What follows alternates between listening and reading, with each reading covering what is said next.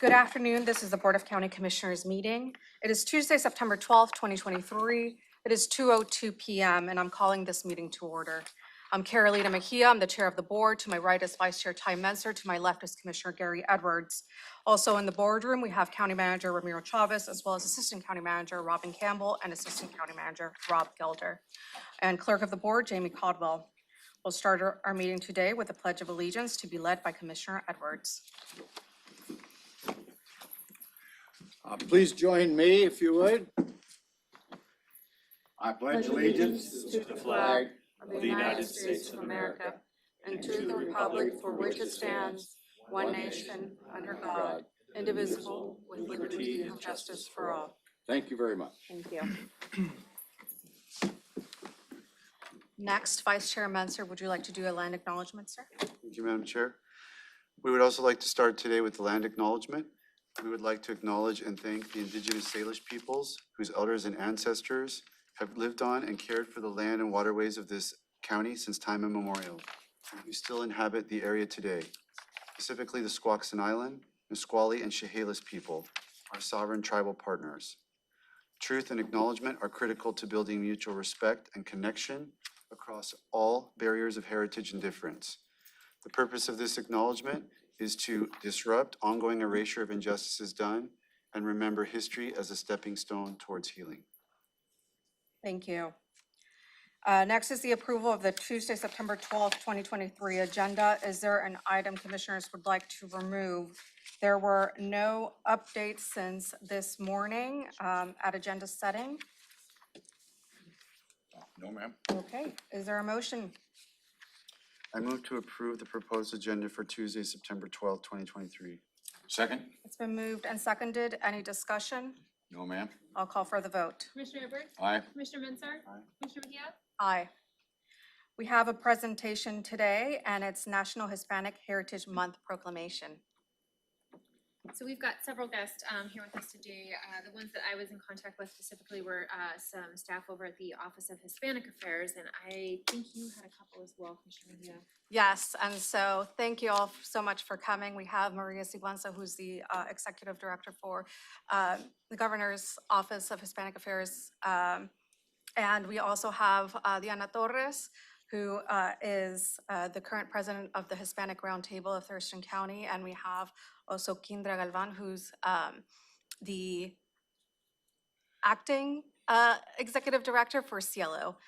So if you could join us up here, Maria, Kindra, Diana, so you can tell us a little bit about your organizations and what they do, and we can move on to the proclamation.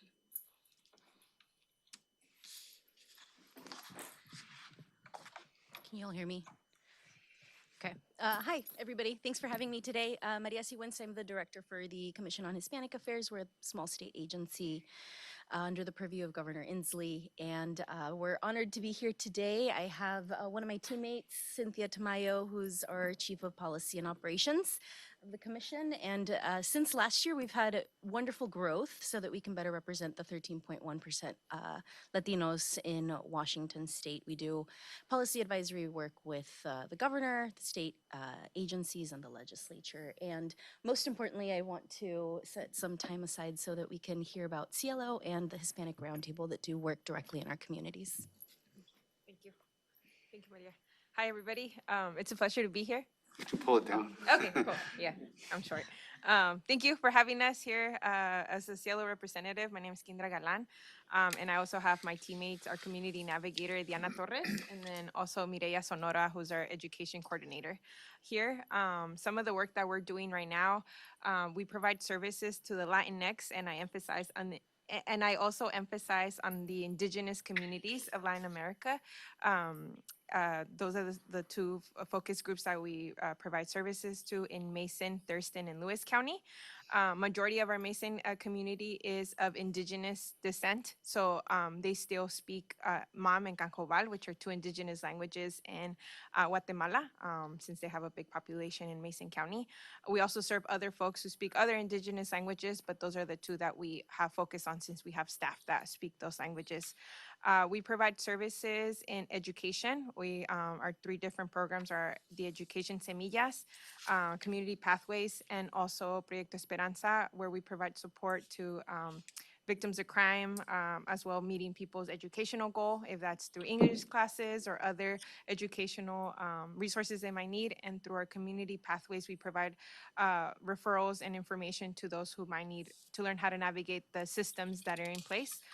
Sometimes it's because of language barrier, and sometimes because systems are not meant for us, and we want to break those barriers and make sure that we take up space where we're not normally taking up space. So Cielo wants to, that's our hope and goal, is to provide more leadership, community, and self-sufficiency to our community. We also have a food bank where we're able to meet our community's needs of culturally relevant food. We are partnered with Grub and also with Meadow Moss Farms to grow culturally relevant food, so our communities are able to get those resources, and our goal is for them to have their own lands to grow their own food and not depend on systems itself as well. So I don't know if I missed anything else. Nope. Okay. Yeah, that's what Cielo does, and you're all welcome to visit us. We have a office in Shelton and an office in Olympia. So thank you. Thank you.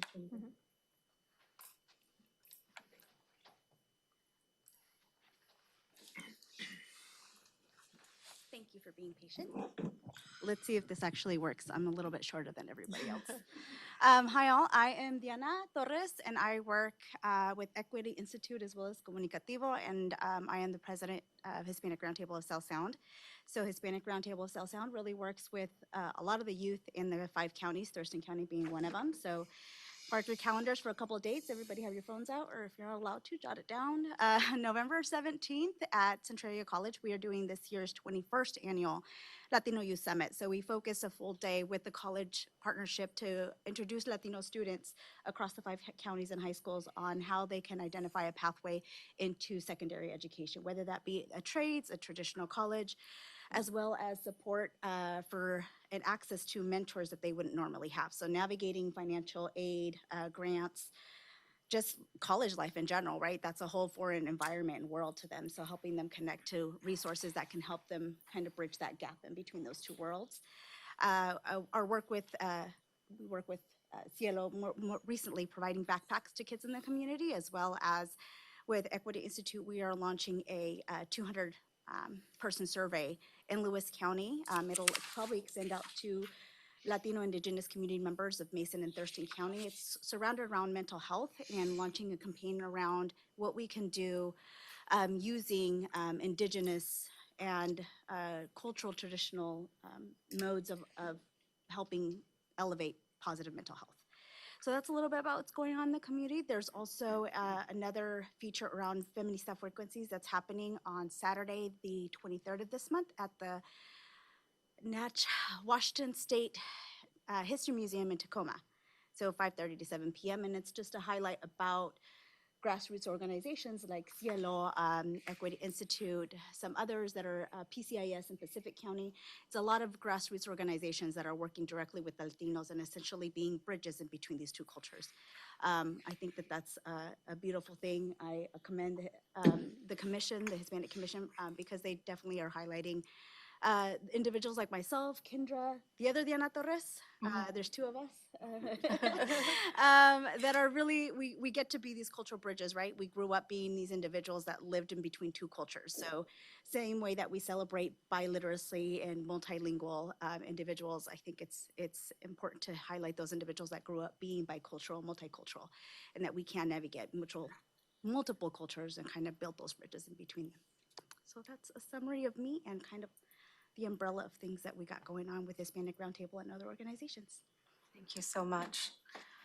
Okay, I will open it up to the board if there's any comments, and then we'll go to the proclamation. Well, I guess I'd look around the room and say you've been pretty successful. And it looks like the girls are in charge, Romero, I mentioned. They always have. Always have. No, congratulations on all your efforts and moving forward, Madam Chair. Thank you, sir. Commissioner Menser? Thank you for being here to help us enact this proclamation as we're going to do today. the, you know, I appreciate and try my best to support all the different cultural groups we have in Thurston County. We have a ton, which is great. But the Hispanic community kind of has a special place for me. I grew up in Southern California. There were a lot of Hispanics there, but really it was later on, and as a young adult, after my first year of law school, instead of going to work in a skyscraper for a big law firm, I went to live with a family in Michoacan. I was trying to learn Spanish, traveled around Mexico, and was hosted by that family, and stayed in touch with them for many years. Then I went on to study law at the University of Chile in Santiago. Wrote papers in Spanish, made presentations in Spanish. That was a lot of fun. Sort of really meaningful to me to be able to accomplish that goal and make those connections across cultural barriers. Then later on, at the end of my law school years, I helped Salvadoran refugees, political asylum applicants in the United States who were trying to navigate the immigration system. So that was very rewarding as well. So since then, I've had a chance to travel to Nicaragua and Spain and different parts of Latin America, and it's just amazing. So really happy to be able to do this and celebrate this culture here in our county. And thanks for being here and all the work you do to help, because I know it's difficult for folks to navigate, you know, the bicultural pieces of their, you know. Thank you. I thank you so much for coming today. I know for some of you, I was contacting you this morning to see if you could make it. And so, you know, like Latinos, everything last minute, right? So thank you for coming here today and just helping me, you know, just be a part of this celebration. And it's always great to hear what's going on in the community and how much you are helping so many residents here in Thurston County that I identify as Latino or Hispanic or Latinx. So thank you for sharing those resources. I'm ready for a proclamation, sir. Okay. Thurston County Proclamation, Hispanic and Latino Heritage Month. Whereas National Hispanic and Latino Heritage Month celebrates the Hispanic and Latino community and highlights its countless achievements. And whereas many Latino Americans trace their roots to the cultures of the indigenous peoples of the Americas, to the Spanish explorers, or to those brought as slaves to the New World. And whereas the month of September 15th through October 15th is a time to honor the ways Hispanics and Latinos contribute to our common goals, celebrate their diverse cultures, and work toward a stronger, more inclusive, and more prosperous society for all. And whereas this month's theme, Latinos Driving Prosperity, Power, and Progress in America, celebrates the community's population growth, increasing political representation, and economic success that continues to pave the way for rise and recognition of Latinos as positive contributors to the country.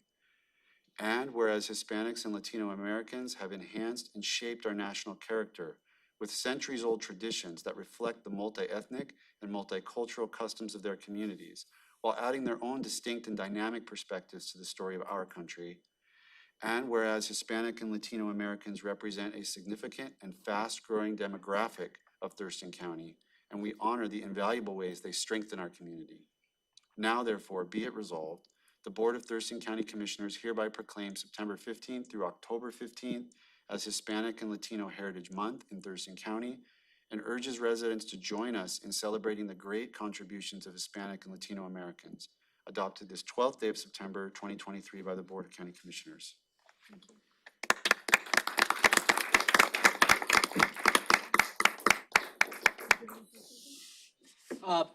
You know, obviously coming from a Hispanic background, and the only thing I can say is thank you, because engagement and involvement is what makes a difference. And although today the proclamation is only for a month, but the contributions of Hispanics to American society has been, continue, and will continue to be an impactful and positive impact. So thank you.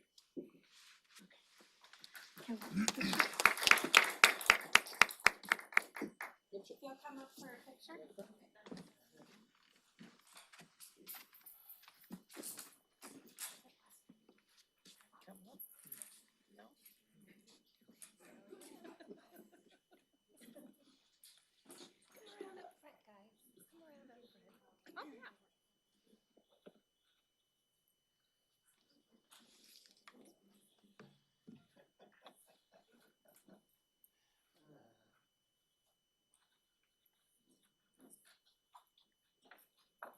This is the lineup. We going tallest from shortest?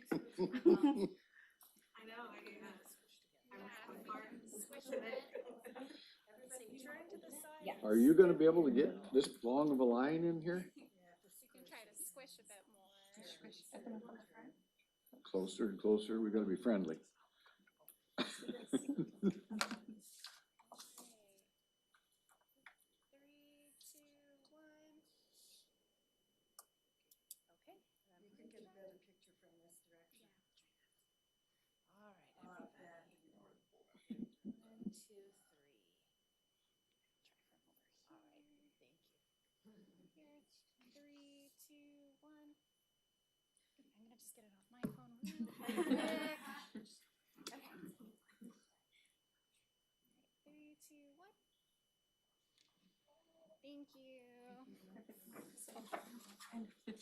See, they were able to tell us apart because I had my hat on. Right, that's right.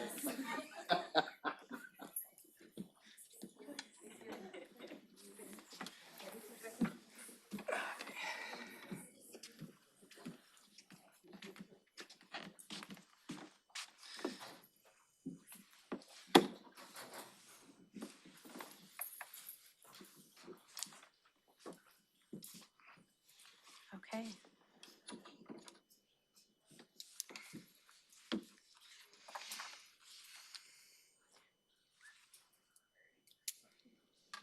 I'll just let everyone exit that way. Okay, that will conclude our presentation for today. Next is an opportunity for the public to address the board. The Board of Thurston County Commissioners welcomes comments from the public. However, there are some guidelines governing such comments to ensure they are appropriate and do not take advantage of the fact that most meetings are televised. The general speaking guidelines are as follows. Please introduce yourself, including the address you reside in the county. Please address the board, not the audience or staff. Please silence your cell phones for those members here in the board room. Speakers are limited to a total of 4 minutes to address the board. Meeting attendees cannot donate their speaking time to another person. No comments that are lewd and offensive, inflammatory, hateful, defamatory, or discriminatory in nature. Please be respectful. No outbursts of any kind. No comments that are commercial in nature, such as promotion of a for-profit business. All materials provided to the county may be considered public records, subject to public release upon request pursuant to the Public Records Act, Chapter 4256 of the RCW. No remarks about pending land use permits or similar matters that could eventually come before the board on appeal. Thank you for your cooperation. I will go through the sign-up sheet first. If you didn't get a time to sign up, then I will see if anyone else in the boardroom would like to provide public testimony, and then we will move on to Zoom. So we'll start off with John Pettit. Time to raise my blood pressure. Okay, I'm a little taller.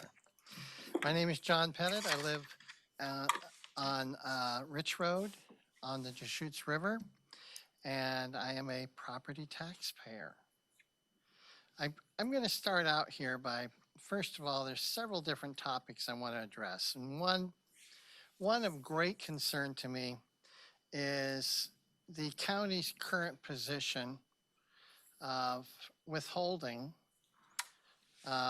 funds, retention bonus funds from employees that will be subject to a union contract. I just want to make it clear. That is morally unjustifiable in any fashion. You owe money to people, you choose not to pay them, and you'll negotiate a deal with them, like as though you're rewarding them by allowing them to have what they're entitled to already.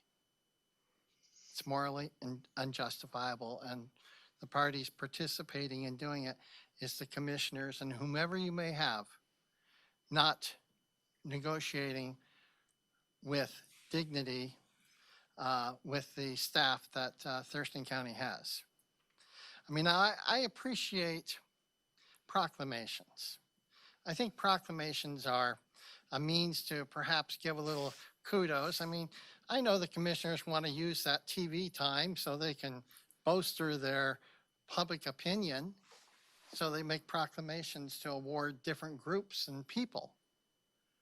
But that's exactly what you tell us you don't want us to do, is use the TV time for the purpose of trying to make some personal gain out of it. I wish you take that type of time and truly, not for a month, but appreciate your public employees. It is, as I said, immorally unjustifiable that you continue to withhold the retention bonuses.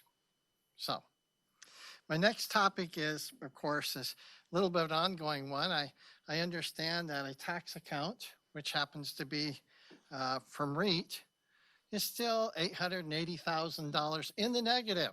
So the county basically writes bad checks. Wow. We're supposed to have confidence in leadership, or maybe that's a lack of leadership for somebody to keep the accounts in proper balance. You know, one of the things I notice is how the county management here wants to come down with the wrath of God because the sheriff's office didn't follow a procurement policy for a small amount of money, but you decide to not follow it for $10 million. How do you justify that? How do you go after one person when you don't set the example? It's shameful. It's ridiculous. And I guess the last thing I'm going to mention is that there's still a lot of problems in CPED. I realize some people want to tout their horn that, gee, they approve almost half of all the permits that people pay money to get. Wow, totally unacceptable.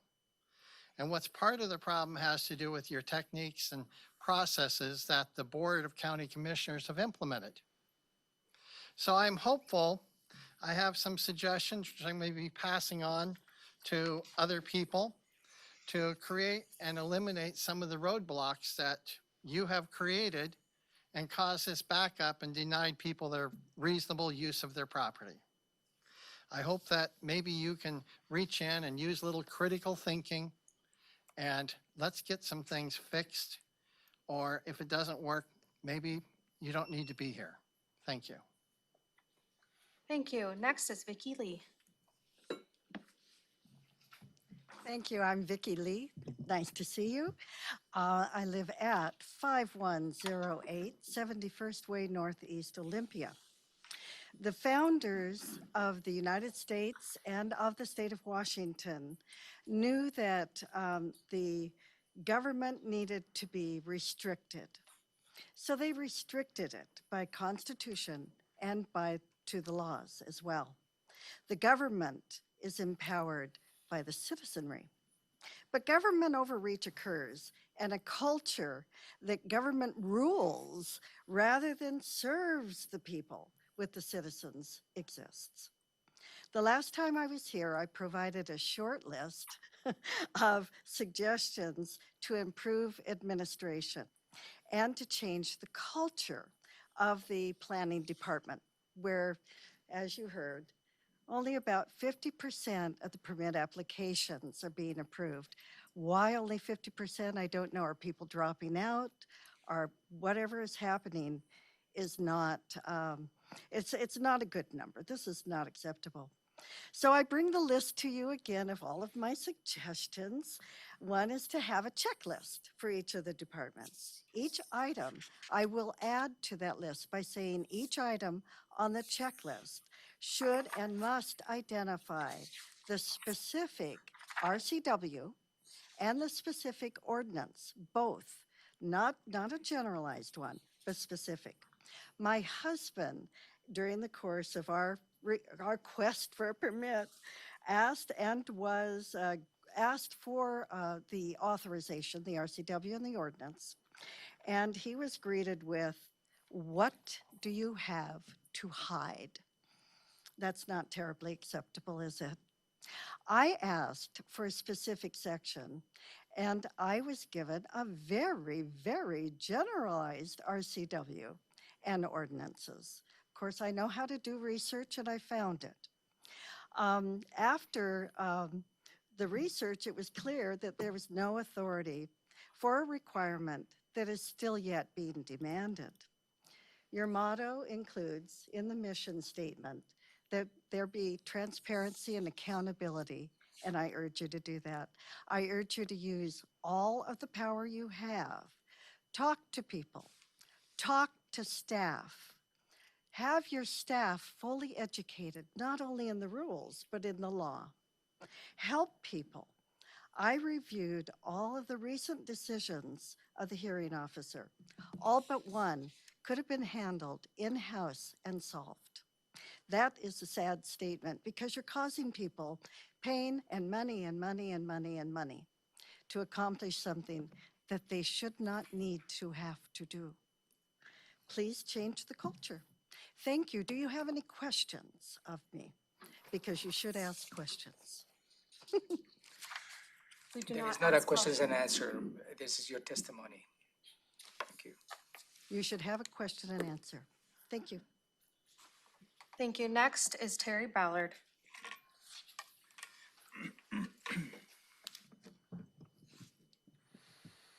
Good afternoon, Commissioners. My name's Terry Ballard, and I'm very happy to be here. I live in Tanglewild, have 2 houses there who I pay property tax on, and also one in Olympia. They're all paid for. Last meeting, I gave you my values that are still instilled in me today, and I gave you a description of each one of those values of leadership. I have over 22 years of senior leadership in the United States Army. And I will bring that forward to every place that I go. Today, we're going to read the revised code of Washington State, RCW 42.20 or 42.30.010, which I've already provided to you. Legislative declaration. The legislature finds and declares that all public commissions, boards, councils, committees, subcommittees, departments, divisions, offices, and all public agencies of this state and subdivisions thereof exist to aid in the conduct of the people's business. It is the intent of this chapter that their actions be taken openly and that their deliberations be conducted openly. The people of this state do not yield their sovereignty to the agencies which serve them. The people, in delegating authority, do not give their public servants the right to decide what is good for them, what is good for the people to know, and what is not good for them to know. The people insist on remaining informed and informing the people's public servants of their views so that they may retain control over the instruments they have created. For these reasons, even when not required by law, public agencies are encouraged to incorporate and accept public comment during their decision-making process. Problem we have is a lot of business is being conducted in that agenda setting meeting. Nothing that is not going to be passed is brought forward into the public meeting. Why is that? Also, all of the stuff that you provide on the side of your agendas is inaccessible to the public. We should have access to it. We should not be able to request the access from you, so we can be just as informed, just in the topics that you present and get approved for funding. This is irate. It's just nothing more than not having transparency, not informing the public to what you're doing, and everything is held in secret. Of course, at that agenda setting meeting, because it's not secret, it's open, but we cannot comment there. Thank you. Thank you. Next is Vivian Eason.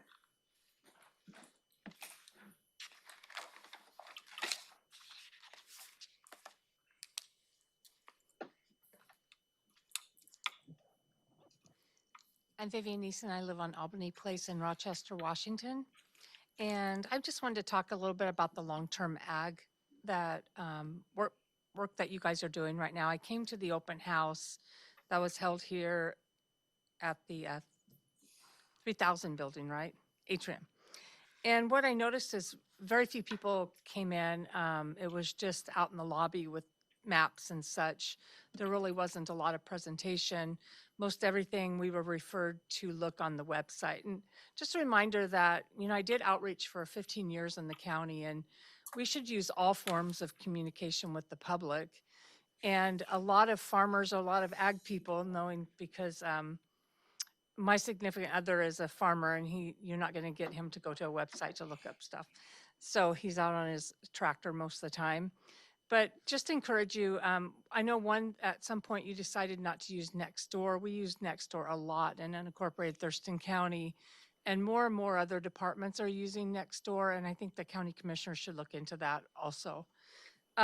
What I saw with the long-term ag is that, once again, you want to take development rights away from property owners. These are people that paid market value for these. They've paid taxes on this property. They've farmed it, they've worked it. It is their land, but you want to take away all development rights on that property, 20 acres or more, and again, it's soil analysis, like what was happened with the pocket gopher. So some of the soils, if you live like where I live, and I don't have 20 acres, so I'm not being affected. There's no way to have agriculture unless you have a lot of water. My grass is yellow. If you go out to South County, most grass is yellow right now. There's no pasture, there's no agriculture going on a lot of that land. So when you're taking away their value of their land, basically, they can no longer sell it for development. They can't divide it up to give to their kids. It would be 1 to 20 agriculture. And I believe that is very unethical. And to be honest, I wouldn't be surprised if you don't get lawsuits coming out of that, because you're taking away people's property rights again. And what I would see is that you should look at other lands that have already been set aside. So at one point, there was a big equestrian center out in the Tenino area that got bought out to protect for the prairie. That was agricultural land. It got taken out of agriculture, and now it just sits growing Scotch broom, most likely, like all the other state lands out there. You've got all the state land set aside. You've got the Capital Land Trust. All of those lands should be included in agriculture. If you did that, you would not need to take away other people's property rights to have enough land set aside for agriculture. I looked at the maps. There were two options, option 1 and option 2, and all of them went beyond what you needed to do to meet the comprehensive plan proposal that you needed to do because FutureWise, of course, is rearing its ugly head again. And so also on the stakeholders, I met one stakeholder that lives in the city. She works for she's part of a nonprofit that stands to gain from this. And she should not have been on a stakeholder group. Stakeholders should be the people that are going to be losing their land due to the decisions made. So I think that there should be an ordinance, or there should be a plan in the county that stakeholder groups should only be those that are real stakeholders, not special interest groups, like any of the environmental groups or the farm trust or anything. And so what I would see is that you also should plan an open house in an area after work time in the area, South County, where people can actually attend, not in the city of Olympia at 5 o'clock. Thank you. Thank you. Okay, next is Kendra, but she left. Is there anyone else in the boardroom who would like to provide public testimony at this time? Okay, Zoom. Yeah, going to the Zoom screen, the only person that I recognize that perhaps may be a member of the public is Chris Lester. Would you like to provide testimony this afternoon?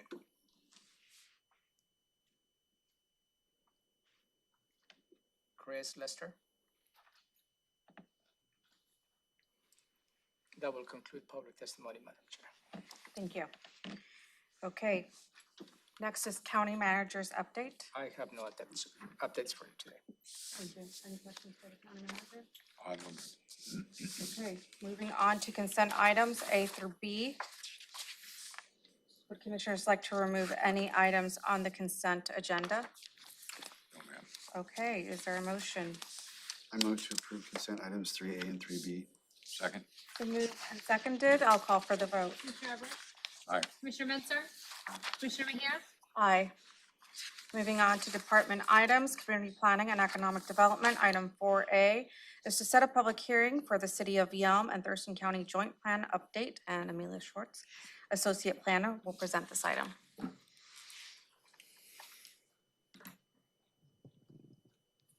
Good afternoon, Commissioners. Let's see. I'll be out of breath the whole time with that on. My name is Amelia Schwartz. I'm an Associate Planner with Thurston County Community Planning. Staff are requesting that the board set a public hearing for the City of Yelm and Thurston County Joint Plan Update for October 10th, 2023. The Yelm Joint Plan is part of the Comprehensive Plan Docket Item CPA 1 and is priority 4 of 9 on the Comprehensive Plan docket. The Yelm Joint Plan had its last major update in 2006. This proposed joint plan is a full repeal and replacement and is based off of the 2017 Yelm Comprehensive Plan as the foundation. Using the City of Yelm's most recent comprehensive plan as the basis, maintains consistency and includes updated themes from the city. The proposed updates to the Yelm Joint Plan element of the Thurston County Comprehensive Plan make the plan consistent with the county comprehensive plan and other planning documents. The public hearing will be noticed by legal notice, an updated webpage with documents available, webmail, and press release. Thurston County Community Planning held 2 special meeting work sessions with the City of Yelm and the Thurston County Planning Commissions on May 22nd and July 10th, 2023. At the joint public hearing with the Joint Planning Commissions that was held on July 10th, 2023, the City of Yelm and Thurston County Planning Commissions unanimously moved to recommend adoption of the joint plan update. On August 8th, 2023, the City of Yelm City Mayor issued a letter of support for the joint recommendation of the City of Yelm and Thurston County Joint Plan on behalf of the City of Yelm. A SEPA determination of non-significance was issued on July 21st, 2023. The public comment period ended August 4th, and the appeal period closed on August 11th, 2023. No comments or appeals were received during the SEPA comment period. That's what I have. Thank you.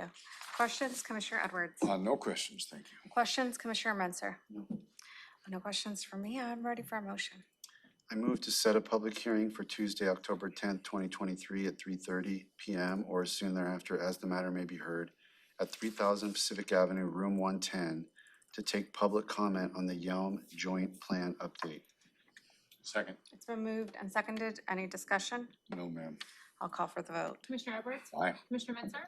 Commissioner Mejia? Aye. Thank you. Thank you. Okay, item 5A, Public Health and Social Services, is approval of interagency agreement between Department of Ecology and Public Health and Social Services. And Stuart Whitford, Environmental Health Program Manager, will report on this item. Good afternoon, Commissioners. Before you today is the approval of an interagency agreement between Department of Ecology and Public Health and Social Services. This is a continuation of a program that started some years ago that provides cities and counties monies to basically go door to door in targeted business areas. Like, for example, this contract will cover automotive primarily, but also some aspects of dentist offices. The agreement is an amount of $300,000, and it basically is paying for two full-time staff to conduct these inspections over the next 2 years. And the good news is we have already started work on this, and the cooperation has been really good. And so we're excited for you to execute this agreement, hopefully today. Thank you. Thank you. Questions for Stuart, Commissioner Edwards? No questions, and I might point out that we've had discussions on this right along for the public, so thank you. Thank you. Questions, Commissioner Menzer? No, ma'am. No questions for me. I'm ready for a motion.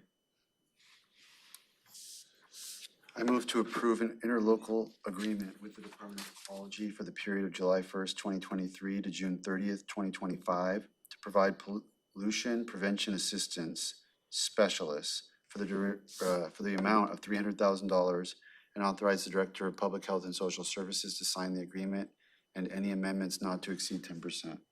Second. It's been moved and seconded. Any discussion? No, ma'am. I'll call for the vote. Commissioner Edwards? Aye. Commissioner Menzer? Aye. Commissioner Mejia? Aye. Thank you. Okay, thank you.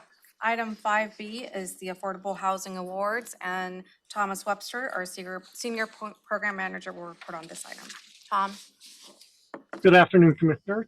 I'm here today to request your approval for 7 contracts for a total of $5,525,401. So back in June, you approved us to issue a request for proposal for capital affordable housing projects. This RFP was issued on June 9th, and applications were due on July 20th. These funds come from a variety of sources. They include the combined county and Olympia local home fund dollars for $3,075,000. The 1406 funds, which were a sales tax, for $900,000. The Home American Rescue Plan Act funding for $1,450,401, and 2060, which is a local document recording fee for $100,000. We received a total of 17 applications. We determined that 2 of those were not eligible, so 15 applications were reviewed by the Thurston Affordable Housing Advisory Board to the Regional Housing Council.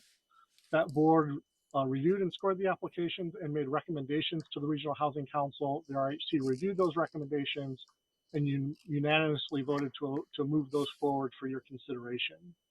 So the 7 projects for recommended funding are for the Housing Authority of Thurston County for their Sequoia North project for $1,653,745.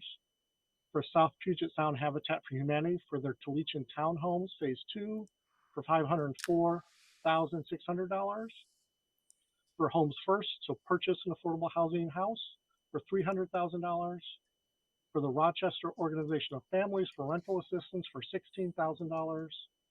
To 228 Olympia LLLP, which is a combination of Interfaith Works and Together We Grow, for a project at 228 Olympia for $2,751,056. Another Homes First project to build ADUs, accessory dwelling units for seniors for $225,000. And finally, to Rebuilding Together Thurston County for a critical home repair program for $75,000.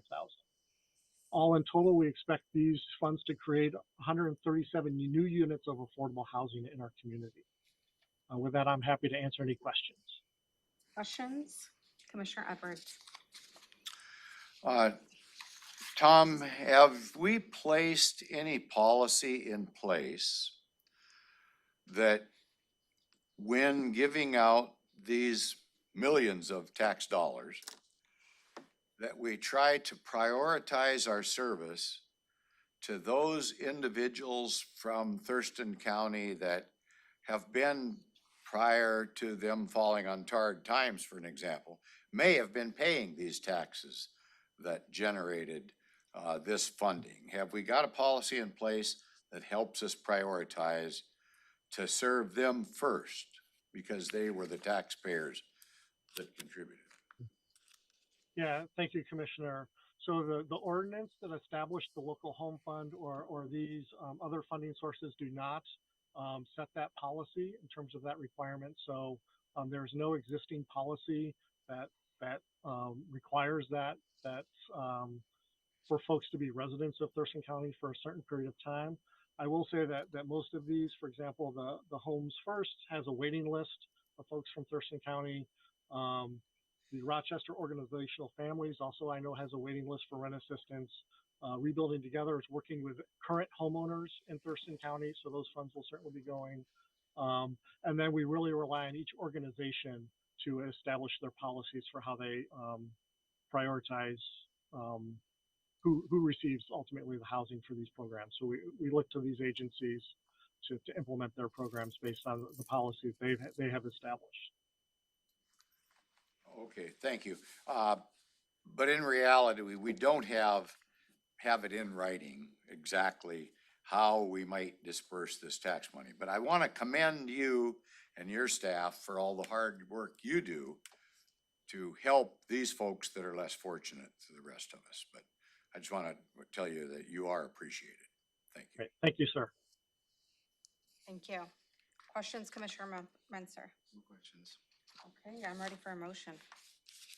Move to approve affordable housing capital contracts between the county and 6 nonprofit organizations to fund 7 projects for a combined total estimated amount of $5,525,401, and authorize the Director of Public Health and Social Services to sign the contracts and any amendments that do not change the approved dollar amount or duration by more than 10%.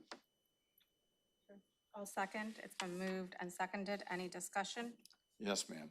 Go ahead, sir. I guess I would just like the public to know that this has been a major concern of mine for years as we pump millions and millions of dollars into this homeless situation that we have in our community. Not unique to our community, but really more prevalent, I believe, in the Northwest than many other parts of the country. And I do believe that we have enough money, we could do an adequate job of helping our own folks that have fallen on hard times for whatever reasons. But I just think as long as we keep encouraging, and I know our staff is doing what they can to make sure the right people get the help, but as long as we're encouraging with so many programs, I guess, to make life as easy as possible for those that are in an unfortunate situation, I believe we're never going to get the problem solved because we're going to have individuals that come here from elsewhere. And therein is my concern on this. I want to help, but these are tax dollars and I want to make sure that we prioritize. So till we can get to that point, that is my objection to this. I've mentioned to Tom, he's doing good work and I commend him for it, but we're just not there yet. So thank you. Thank you. Any further discussion? Okay, call for the vote. Commissioner Edwards? Nay. Commissioner Menzer? Aye. Commissioner Mejia? Aye. Okay, moving on to item 5C, Family Support Center right-of-way contract, and handing it back to you, Tom. Great, thank you, commissioners. So this is funding under our right-of-way proposal, our initiative with the governor's office. So to support and find housing alternatives for those living on the state's rights-of-way along I-5 in our county. So this is additional money we've recently received from the Department of Commerce to specifically address the limited number of families who we found living on the rights-of-way. So this is a contract for Family Support Center of South Sound to support hoteling and rapid housing assistance to those families on the county's right-of-way. The total amount of the contract would be $505,197. This would be a 2-year award, taking us through June 30th of 2025, with those funds allocated in 12-month increments. So half the funds spent this year and half the funds for next year. This is to hotel and house up to 7 families during that time. So if we don't have 7 families in total, not all of these funds may be expended. But happy to answer any additional questions. Questions? Commissioner Edwards. Yeah, Tom, it's tax dollars, but this is a pass-through from the state. Is that what we're doing? That is correct. These are dollars directly from Commerce, from the states, for the specific population. And this could be helping women with children. I mean, they could fall in that category that have fallen on hard times.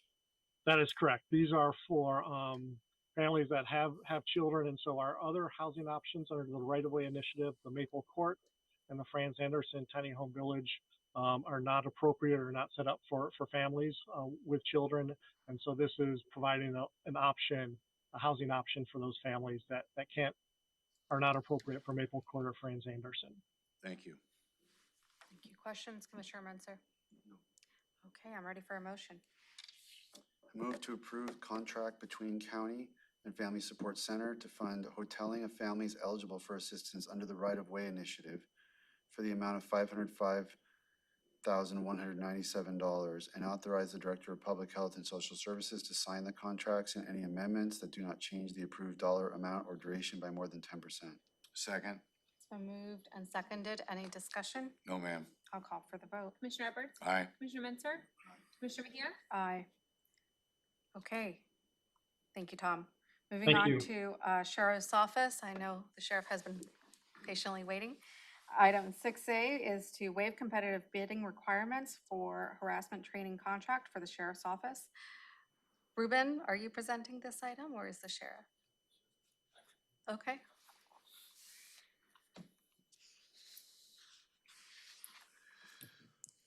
Good morning. Good afternoon. Like we kind of talked about before, this was just to waive the competitive bidding for the harassment training at the Sheriff's Office. And like I spoke about a few times, the Sheriff's Office, in order to become financially compliant earlier this year, slashed a number of our trainings to become to bring our overtime rates down. We now have vacancy savings, and we were looking to essentially use some of those vacancy savings to do a split training. Half of it would be defensive tactics. The other half was to be sexual harassment training. Thank you. Questions for the sheriff? Commissioner Edwards? No, he's got a tough enough job without me asking him questions, so I'm good with it. Thank you. Questions, Commissioner Messer? Nope, covered it last couple of weeks. No questions for me, Sheriff. Thank you. Thank you. I'm ready for a motion. I move to waive competitive bidding requirements in accordance with Thurston County Purchasing Policy 6G and authorize the sheriff or his designee to execute an agreement with Gracie University in the amount of $120,000 plus travel expenses for sexual harassment training. Second. So moved and seconded. Any discussion? No, ma'am. I'll call for the vote. Commissioner Edwards? Aye. Commissioner Mensah? Aye. Commissioner Mejia? Aye. Okay. Thank you. So moving on to our standing items, commissioners will report on board work sessions and assigned committee meetings, providing updates on actions taken as well as upcoming issues. Commissioner Edwards, we'll start with you, sir.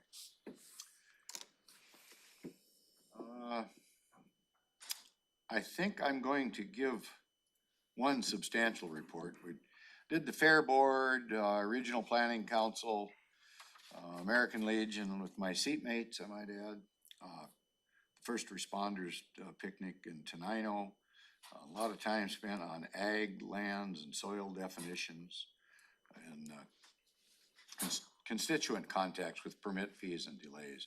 But the one thing I might refer to is what's coming up that I believe all three of us have met on, and that's the tribal. So I'll defer that. I'm done then, and I'll defer it to one of my seatmates. Thank you. Okay? Thanks. Thank you. Commissioner Mensah. Forgot about that one, Commissioner. I'm gonna add that to my list. It was a very busy week, reporting on my activities that are above and beyond assigned committees where I represent the Board of County Commissioners. I attended the Rochester Grand Mountain Chamber of Commerce meeting. I had attended the Grub Harvest Soiree. I attended the American Legion dinner where the Sheriff's Office Detective Kimber Hunt was recognized as Law Enforcement Officer of the Year by the Post 94. Did the Franz Anderson walkthrough with Governor Inslee on Friday morning. The Mayor of Olympia was also there. I attended the State Building Code Council MVE Subcommittee meeting in preparation for the full council meeting this Friday. I attended the Sentencing Guideline Commission re-ranking Class B felony subcommittee that I am appointed to. I attended the Innovative Justice meeting this morning. I attended a town hall with the Congresswoman that represents, I think, all the south part of all three of our districts is represented by Marie Glusenkamp Perez, and she gave a town hall in Tenino to discuss issues of Thurston County concern with our residents down in South County. And I also met with a variety of forestry groups that are working on mapping out the pieces of Capital State Forest that the county will want to advocate to include in the new legislative program under the Climate Commitment Act for swapping out mature complex forest for plantation forest. So we've got all of that being developed. And I forgot, but last but not least, there was a meeting with the Nisqually Indian Tribe about project proposals that they are working on Friday. So Thank you. a lot going on. And there is, talking about that, there is a letter, if commissioners are interested, that got sent to the county manager. We're processing a letter of support related to the Nisqually tribe plans. Okay. Thank you. Because I also met with them, and so, I didn't know how public it was. yeah, So, I just, more to come? more to come. Good stuff coming, maybe? I don't know. Yeah. Okay. I attended a lot of the same things that my colleagues have stated. I attended the Kiwanis 9/11 luncheon held yesterday, where kind of we had a "Where Were You" roundtable, and so a lot of good stories about kind of from varied perspectives on where they were when 9/11 happened. And Commissioner Edwards, you joined that meeting along with me. I had several internal meetings with staff and department directors just as the monthly check-in. I also attended the American Legion Post 94th Annual Awards. Thank you so much, Commissioner Edwards, for giving this speech on behalf of the board, and for Ben Miller-Todd as well. He was standing there on behalf of emergency services. I attended the Lacey South Sound Chamber and then Intercity Transit. I guess what I have to report for Intercity Transit is that they're also facing just delays when it comes to work trucks that we're facing here in the county. And so they became aware that there were additional work trucks for them to purchase. So they put in a motion in front of the board to go ahead and purchase those trucks. And so very excited about the possibility about getting those sooner. Some of them are going to be replaced and some of them are for additional services that are needed just to expand that. And then we also approved the 2023 through 2028 transit development plan, and that's a plan that we have to submit to the state per RCW. So that was approved, and also the 2022 annual plan. So all that got approved and is going to be submitted to the state. I also attended the town hall with Congresswoman Guzman Kemp Perez, and it was kind of great to see what she's doing, and it was great to hear. I believe it was just all the things she's doing just in that region and our district. So that is all. Okay. Next, the county manager will review the Board of County Commissioners' schedule for the week of September 12th, 2023. Thank you, Madam Chair. Let me walk you through your combined schedule where at least 2 commissioners will be present. You may have individual appointments on your individual calendars. Those will not be part of my report. Beginning this afternoon, September 12th, 4:30, you have your standing Board of Health meeting, followed by a 5:30 a public hearing where you'll be receiving public testimony on potential changes to the sanitary code, section 4, related to the Nisqually watershed protection. Wednesday, September 13th, at 7:30, you have been invited to participate on the Homes First Breakfast event, Heroes for Housing, and that's going to be located at the South Puget Sound Community College Foundation at 4200 Capitol Boulevard Southeast. 9:15, September 13, you will continue to have conversations related to the preliminary budget briefings. You will break at 11:30, and then you are invited to participate on the Thurston Chamber event at 11:30 in the morning, and it takes you all the way to 1 o'clock. That is going to be located on the Olympia Hotel, I believe. Then at 1:30 on September 13, you continue the conversations related to the preliminary budget. Thursday, September 14, 9:15, preliminary budget conversations will continue until 11:30. You will break for lunch and come back if needed at 1:30 in the afternoon, September 14 to continue with the preliminary budget conversations.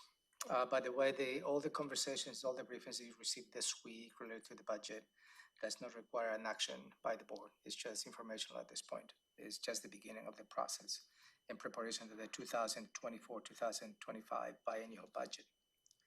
Friday, September 15th, you have been invited to participate on the study meeting that's going to be located at the Rainier Pizza and Burgers in the town of Rainier. Monday, September 18, you have your standing Washington State Association of Counties meeting at noon. And on Tuesday, September 19th, 9:15, you'll have your regular agenda setting meeting here in this room. 2 in the afternoon, you have your regular Board of Health meeting.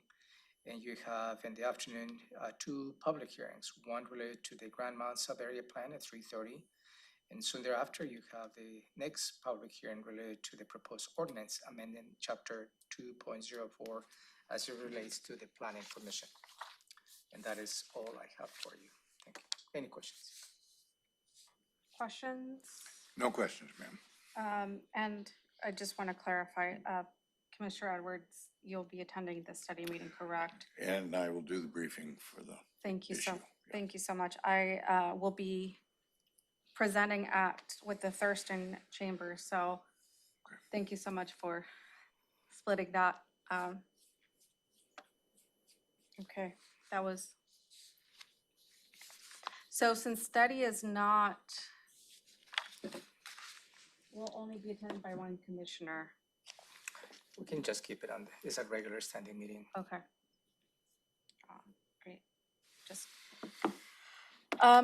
okay, we do have a public hearing at 3:30, so, or no, we don't. We have Board of Health at 4:30. It's next week that we have public hearings. So we have a nice little break until 4:30, and then we will pick up with the Board of Health. And Thank then you. a public hearing at 5.